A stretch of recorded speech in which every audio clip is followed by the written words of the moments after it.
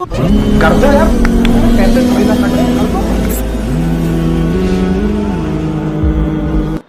الحمد لله وحده والصلاة والسلام على من لا نبي بعده أما بعد فأعوذ بالله من الشيطان الرجيم بسم الله الرحمن الرحيم يا أيها الذين آمنوا كتب عليكم الصيام كما كتب على الذين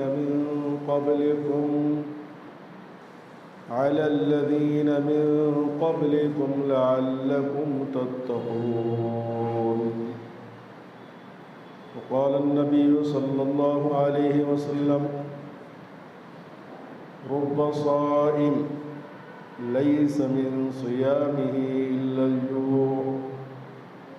صدق الله العظيم وصدق رسوله.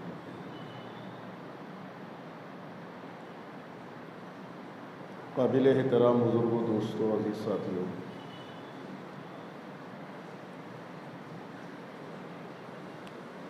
رمضان کا مبارک مہینہ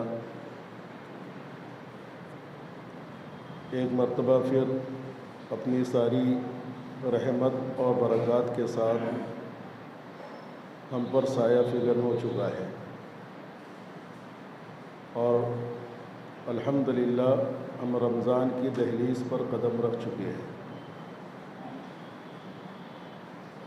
گویا کہ اللہ پاک نے ایک مرتبہ زندگی میں ہم کو اور چانس دیا، ایک چانس اور دے دیا کہ اس رمضان کو ہم وصول کر کے اللہ کی رحمت کے مستحق بننے کا اور اپنے گناہوں کی معافی کروانے کا اور جہنم سے خلاصی اور آزادی حاصل کرنے کا ذریعہ بنا لیں.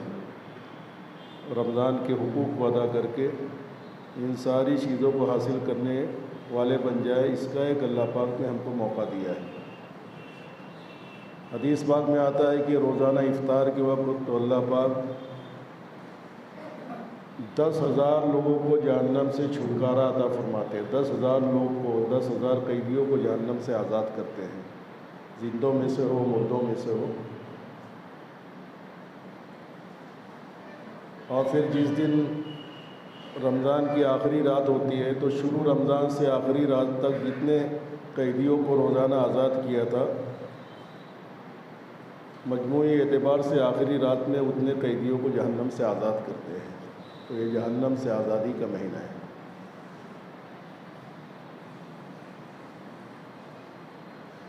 اس مہینے کی جو سب سے خاص الخاص عبادت ہے وہ ہے روزہ. روزہ ہر بالغ مرد و عورت پر فرض ہے، کسی حال میں معاف نہیں. ایک مہینہ 30 دن یا 29 دن کا روزہ جو ہم پر فرض کیا گیا ہے، یہ صرف ہم کو بھوکا اور پیاسا رکھنے کے لیے نہیں ہے، بلکہ بھوکا اور پیاسا رکھنے کے پیچھے ایک خاص مقصد کو حاصل کروانا ہے، ایک خاص چیز کو زندگی میں پیدا کرنا ہے. اللہ پاک نے اس کو بیان فرمایا کہ ہمارے تم پر روزہ فرض کرنے کا مقصد یہ ہے کہ تمہاری پوری زندگی 11 مہینے کی زندگی اور موت تک کی زندگی تقویٰ کے رنگ میں رنگ جائے، زندگیوں میں تقویٰ آ جاوے، تقوی کی کیفیت سے تمہاری زندگی لبریز ہو جاوے. یہ مقصد ہے. کتب علیکم الصیام کما کتب علی الذین من قبلکم لعلکم تتقون. اس سے تمہاری زندگی تقویٰ والی ہو جاوے گی. رمضان کے دنوں میں صبح صادق سے لے کر غروب آفتاب تک اللہ پاک نے جائز خواہشات سے روکا ہے. کھانا جائز ہے، پینا جائز ہے، بیوی اپنی جائز ہے، اس سے روکا ہے. یہ اصل میں ایک تقویٰ کے کورس سے گزارنا مقصود ہے، 30 اور 29 دن کہ اس کورس کو کرنے کے بعد تمہارے اندر حرام خواہشات سے بچنے کی استعداد پیدا ہو جائے گی. حلال خواہشات سے روکا گیا، حلال لقمے سے روکا گیا، اس لیے تاکہ حرام سے رکنے کی استعداد پیدا ہو جائے. بیوی حلال ہے، بیوی سے تعلق رکھنے سے روکا گیا تاکہ حرام تعلقات سے بچنے کی استعداد پیدا ہو جائے۔ یہ تقوی کے کورس سے گزارنا ہے۔ یہ نہیں ہے کہ رمضان صرف کیلنڈر میں آ کر نکل جاوے، بلکہ مقصد یہ کہ رمضان زندگیوں میں آوے، رمضان والی کیفیت زندگیوں میں آئے، اور پوری زندگی ہماری آنکھ رمضان روزے والی ہو جاوے، زبان روزے والی ہو جائے، کان روزے والا ہو جائے، دل اور دماغ روزے والا ہو جائے، ہمارے ہاتھوں پیروں کا پکڑنا اور چلنا روزے والا ہو جاوے۔ ہاں، یہ پیدا کرنا مقصود ہے رمضان کی اس کورس سے گزار کر۔ زندگیوں میں آوے رمضان، نہ کہ کیلنڈر میں آ کر نکل جاوے۔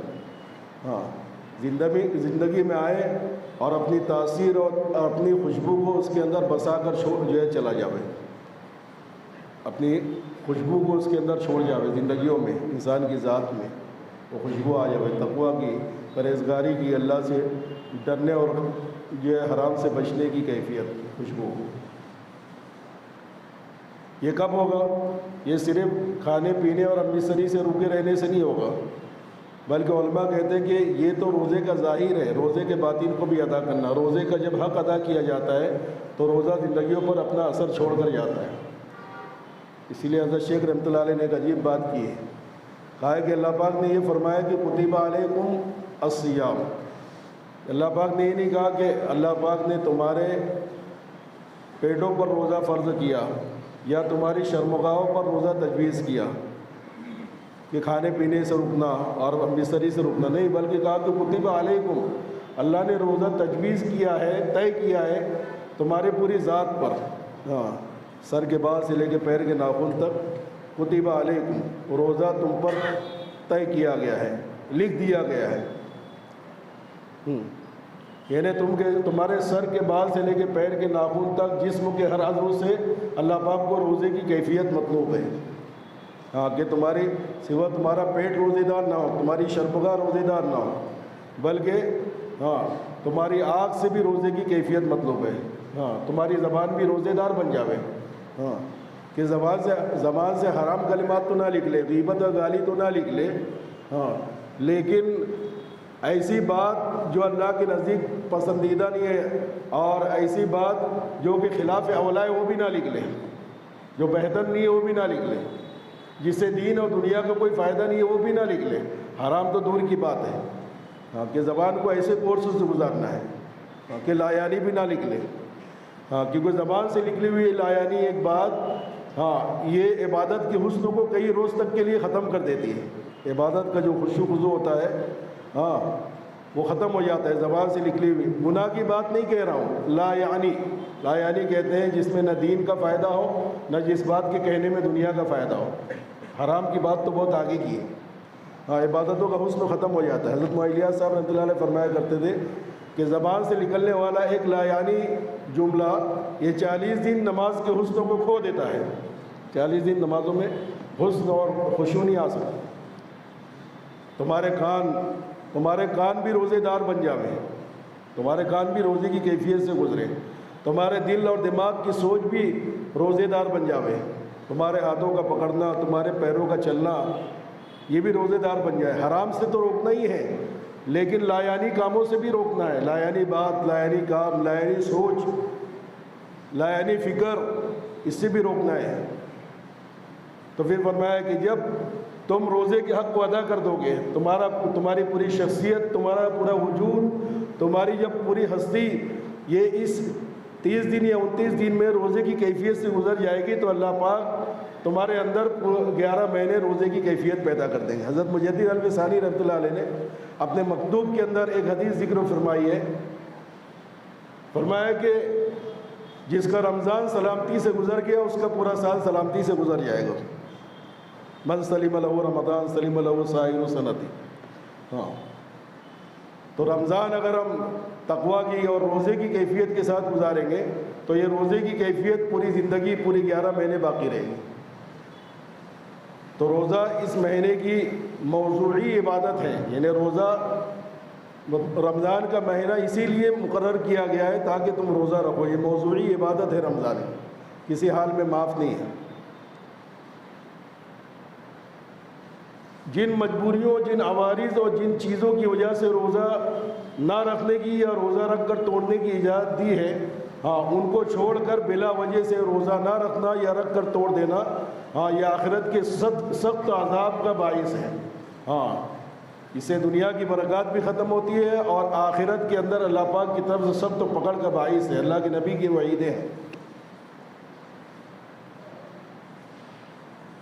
ایک صحیح روایت ہے حضرت ابو امامہ باہلی رضی اللہ تعالیٰ عنہ، وہ فرماتے ہیں، وہ کہتے ہیں کہ ایک مرتبہ اللہ کے نبی علیہ الصلوۃ والسلام نے فرمایا کہ رات میں 2 فرشتے میرے پاس میں آئے اور مجھے میری بغل میں دونوں ہاتھوں کو ڈال کر، اپنے دونوں ہاتھوں کو ڈال کر ایک بہت خطرناک اور عظیم الشان پہاڑ کے پاس میں لے کر گئے،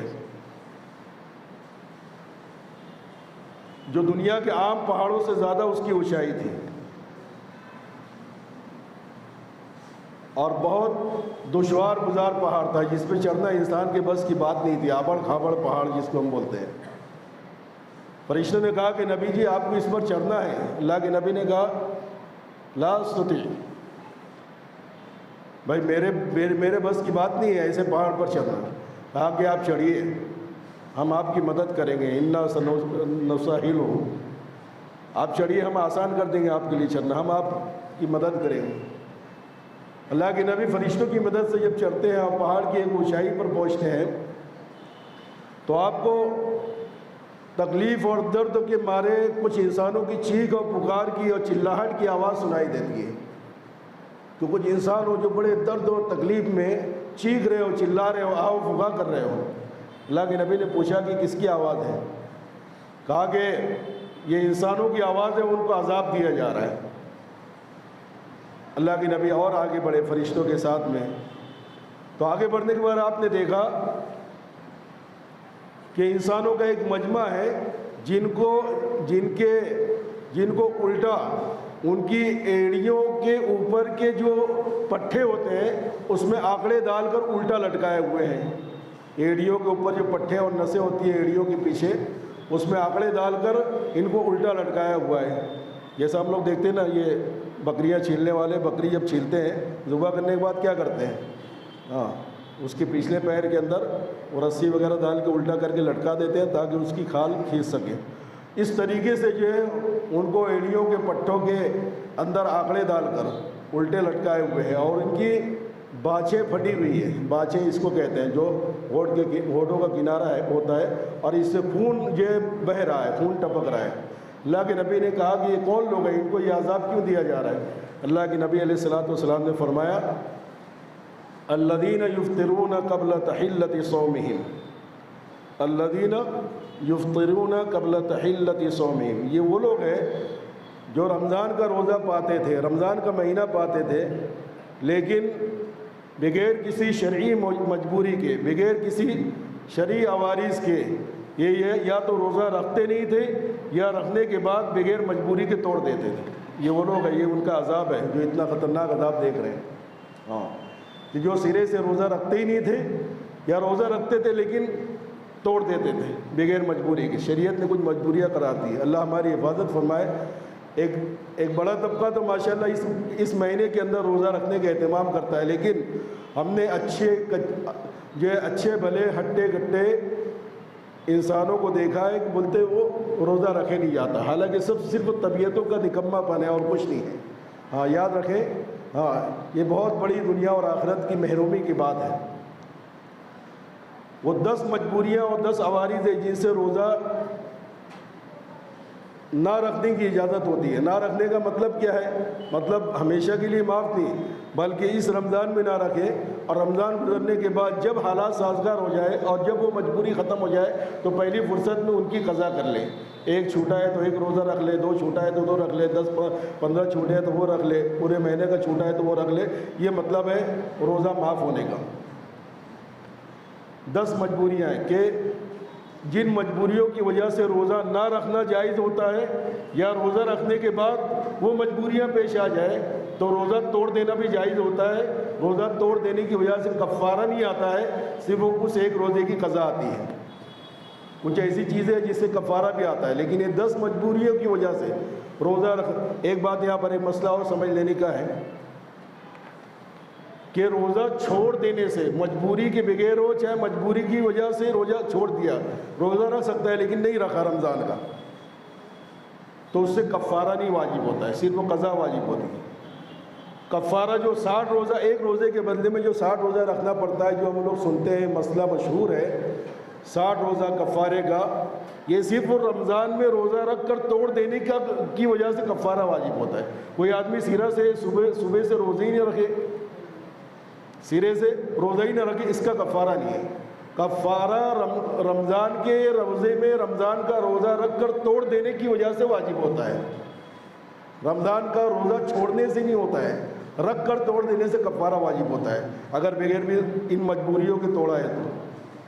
لیکن چھوڑنے سے گناہ تو ہوتا ہے لیکن کفارہ نہیں واجب ہوتا، اگر چھوڑ دیا تو جتنا چھوڑا ہے اتنا ہی روزہ رکھے، اور رکھنے کے بعد توڑ دیا تو پھر 60 روزہ ایک روزے کے بدلے میں، یہ مسئلہ سمجھ لو۔ تو 10 مجبوریاں ایسی ہیں جس سے انسان روزہ چھوڑ بھی سکتا ہے، روزہ توڑ بھی سکتا ہے۔ چھوڑنے کا مطلب سرے سے نہ رکھے، توڑنے کا مطلب ہے رکھنے کے بعد میں توڑ دے۔ 10 میں سے 4 مجبوریاں یاد رکھو، یہ عورتوں کے ساتھ مخصوص ہیں، 4 باتیں عورتوں کے ساتھ، ہاں، کہ وہ ان 4 عوارض اور 4 مجبوریوں کی وجہ سے روزہ نہیں رکھ سکتی ہے یا روزہ رکھ کر توڑ سکتی ہے۔ حمل کی حالت میں اگر بچے کو نقصان پہنچنے کا اندیشہ ہے تو روزہ توڑ سکتی ہیں، چھوڑ سکتی ہیں۔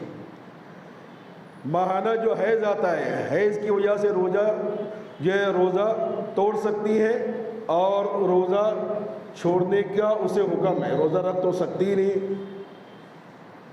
اور نفاس یعنی بچے کی پیدائش کے بعد جو کچھ دنوں تک خون آتا ہے، جس کی زیادہ سے زیادہ مدت 40 دن ہے، اس میں وہ روزہ چھوڑے گی۔ اور چوتھی مجبوری عورت کی دودھ پلانے کی وجہ سے، چھوٹا بچہ ہے اور روزہ رکھنے کی وجہ سے دودھ خشک ہوتا ہے، بچے کی صحت کو نقصان پہنچنے کا اندیشہ ہے، تو اسے اجازت ہے کہ روزے کی قضا کر لے، جتنا روزہ چھوٹا ہے 1 2 3 4 5 8 10 وہ رمضان کے بعد میں رکھ لے۔ یہ 4 مجبوریاں عورتوں کے ساتھ میں مخصوص ہیں۔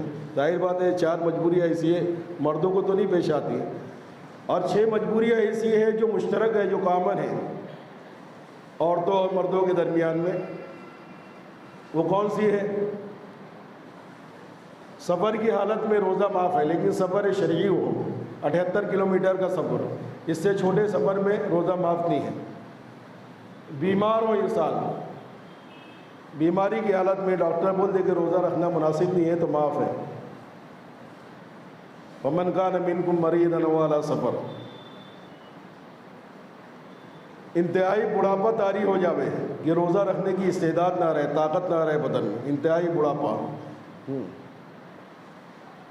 اس کے مسائل ہے، پھر کیا کرے؟ قضا بھی نہیں رکھ سکتا ہے بڑھاپے کی وجہ سے، تو پھر اس کا فدیہ ہے۔ لیکن مسافر اور مریض، اس کی مسائل معلوم کرو، اس کا فدیہ ہے، مسافر بھی بعد میں رکھے گا، مریض بھی بعد میں رکھے گا۔ تو مسافر، مریض اور بڑھاپا، 3۔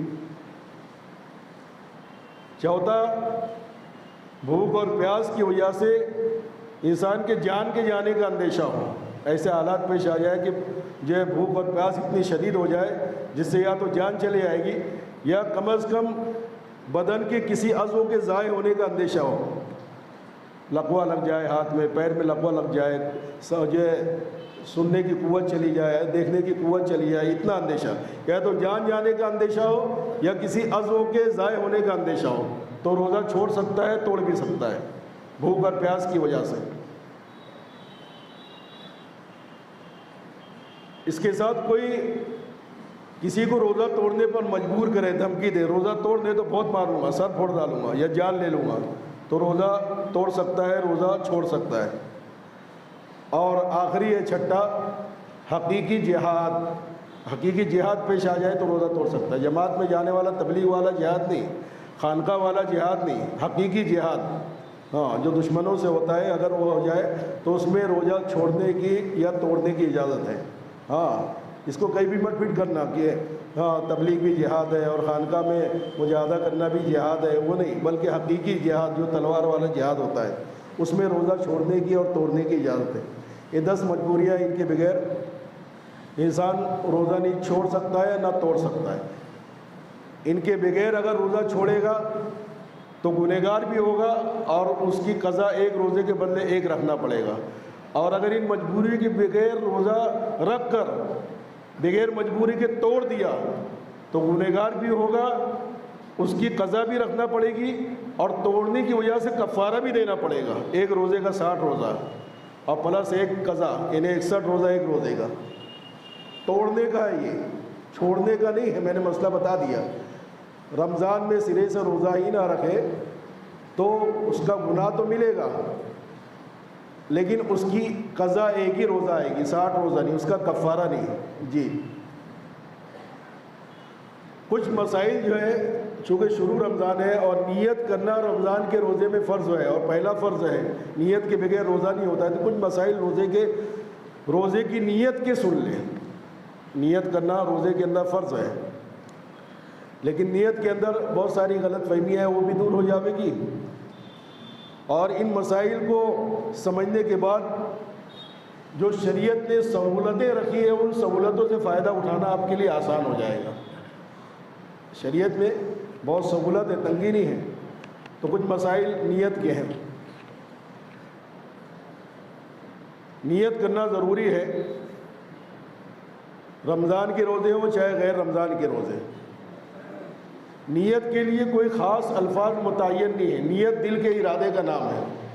ज़बान से कोई लफ्ज़ नहीं निकाला तो भी जो है क्या हो जाएगा, दिल में इरादा है तो वो नियत हो जाएगी, रोज़ा सही हो जाएगा। यहाँ तक कि उलमा कहते हैं कि अगर कोई आदमी सहर के वक्त में उठकर सहरी खाए तो सहरी खाना बज़ात खुद एक नियत है। सहरी खाया क्यों? रात के आखिरी हिस्से में, रात के छठे हिस्से में रोज़ को जो इंसान उठ के खाता है। अगर उठ के खा रहा है रमज़ान में तो जाहिर बात है कि रोज़ा रखने की नीयत से खा रहा है। हाँ, मजनून तो नहीं हुआ है जो रात के आखिरी हिस्से में उठ के खाना खा रहा है। तबीयत भी नहीं होती है इंसान की रात में खाना खाने। तो उलमा कहते हैं अगर किसी ने नीयत नहीं थी लेकिन सहरी में उठ के सहरी खा लिया तो सहरी खाना ये बज़ात खुद नियत है। अत्तसहुर नियत, उलमा ने फरमाया है सहरी खाना बज़ात खुद नहीं। इसलिए नियत के चक्कर में ज़्यादा परेशान ना हो कि भाई मैंने अल्फाज अदा नहीं किए और ये नहीं किए। हाँ, कोई अल्फाज ऐसे लाजिम और मुतय्यन नहीं है हाँ कि ये अल्फाज पढ़ेंगे तभी नियत होगी। दिल में सोच लेना काफ़ी है, कल रोज़ा रखना है या आज का रोज़ा रख रहा हूँ। हाँ, बिल्कुल आसानी है।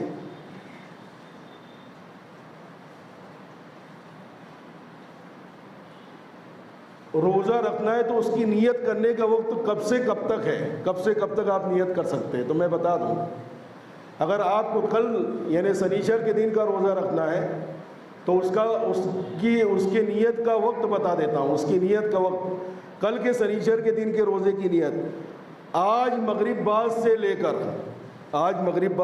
जुमा के दिन, आज जुमा का दिन है, मगरिब शुरू होगी, मगरिब से लेकर कल सुबह सादिक तक और सुबह सादिक से भी और आगे दोपहर में ज़हवे कुबरा तक आप नियत कर सकते हैं। ज़हवे कुबरा का वक्त, ज़हवे कुबरा का वक्त तो क्या है बताता हूँ। ये इतना वक्त तो है नियत का।